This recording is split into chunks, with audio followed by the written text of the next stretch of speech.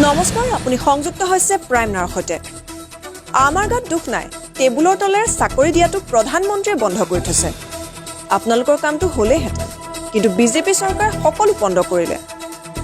এয়া আমাৰ কথা নহয়, এই ভাষ্য পোৱা গৈছে এটা টেলিফোনিক বাৰ্তালাপৰ ৰেকৰ্ডিঙত। কিন্তু আমাৰ গাত কি দুখ, মোদীজীয়ে প্ৰাইম মিনিষ্টাৰে প্ৰচেছটো বন্ধ কৰি থৈছে। এতিয়া ইলেকশ্যনৰ পিছত প্ৰাইম মিনিষ্টাৰ চেঞ্জো হ'ব পাৰে, বিজেপি নাহিবও পাৰে, হয় নে নাই? একোতো ক'ব নোৱাৰি। গতিকে মই ছাজেষ্ট কৰিছো তেওঁলোকে পইচাটো ঘূৰাই পাবলৈ হ'লেও ইলেকশ্যনৰ পিছতে পাব। আৰু এইটো অকণমান ইলেকশ্যনৰ ৰিজাল্টটো ওলোৱাৰ লগে লগে বস্তুবোৰ চব নতুন হৈ যাবতো। ৰেলৱে মিনিষ্টাৰো চব চেঞ্জ হৈ যাব ন, গোটেই চেণ্টাৰটো চব চেঞ্জ হৈ যাব। এপ্ৰিললৈকে আমি চাই থাকিম নেকি, অলপ বাদ দিম নেকি? না সেইটো মানে আপোনালোকৰ কথা। চাওক, তেওঁলোকেও সেই তেনেকে বহুত আগতে মানে এই বিজেপি চৰকাৰ অহাৰ আগতে তেওঁ কেইবাটাও ল'ৰা তেনেকে সোমোৱাই থৈছে। কথাটো হৈছে মোদীজীয়ে যে বন্ধ কৰি দিলে, সেইটোৰ পৰা তেওঁলোকে সোমোৱাব পৰা নাই।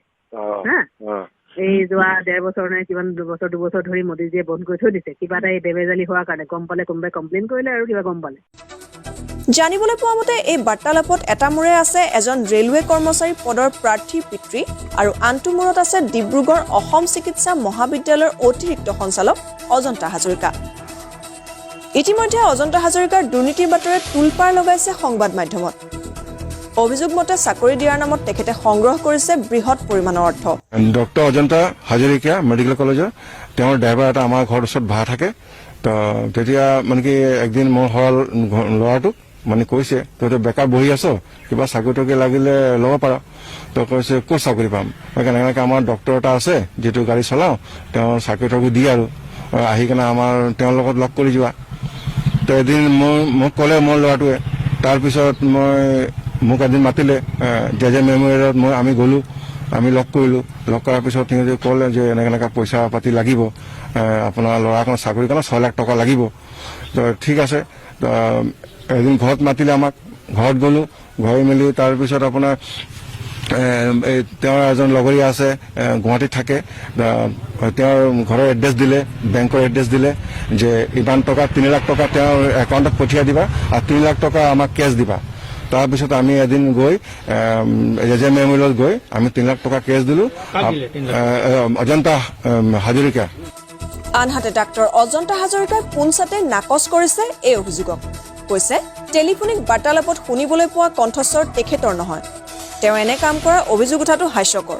এনে হ'বই নোৱাৰে, ধন লোৱাৰ আমি যোনটো কথা কোনো ভিত্তিহীন সম্পূৰ্ণৰূপে। কাৰণ চেণ্ট্ৰেল গভৰ্ণমেণ্টৰ কোনো ধৰণৰ ৰেলৱেৰ লগত আমাৰ কোনো ধৰণৰ সম্বন্ধই নাই, যিহেতু আমি ষ্টেট গভৰ্ণমেণ্টৰ চাকৰিয়াল। আৰু মই এনেকুৱা এটা পজিশ্যনত নাই যোনটো পজিশ্যনত যে আমাৰ কোনো চাকৰি কিবা মই বা ইণ্টাৰভিউত আছো বা কমিটিত আছো, এনেকুৱা ধৰণৰ কোনো কথা নাই।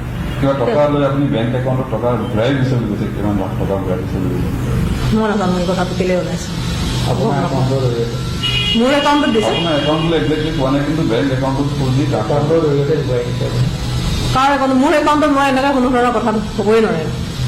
আৰু আপোনাৰ কিবা ৰেলৰ চাকৰি যদি নহয়, মেডিকেল কলেজতো চাকৰি দিব পাৰে বুলি কৈছে। যদি সেইটোতো শুনিলেও মানুহে হাঁহিব, কাৰণ মেডিকেল কলেজৰ চাকৰি আমি নিদিওঁ, সেইটো গভৰ্ণমেণ্ট চৰকাৰৰ পৰা।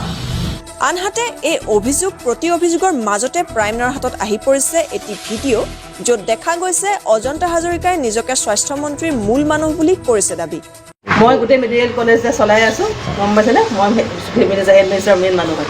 মই গোটেই মেডিকেল কলেজ যে চলাই আছো, গম পাইছেনে? মই এডমিনিষ্ট্ৰেটৰ মেইন মানুহ হয়। টেলিফোনিক বাৰ্তালাপৰ কণ্ঠস্বৰ আৰু ভিডিঅ'টোত দেখিবলৈ পোৱা মহিলাগৰাকীৰ কণ্ঠস্বৰ আৰু কথা পতাৰ ধৰণলৈ মন কৰক। কিবা মিল আছেনে? দৰ্শকে বিচাৰ কৰক। এতিয়া চৰকাৰ বহাটো কেইদিন হৈছে, প্ৰচেছটো ষ্টাৰ্ট হ'ব লাগিব ন? মোক প্ৰচেছ থাকিলে কি হ'ব যদি প্ৰচেছ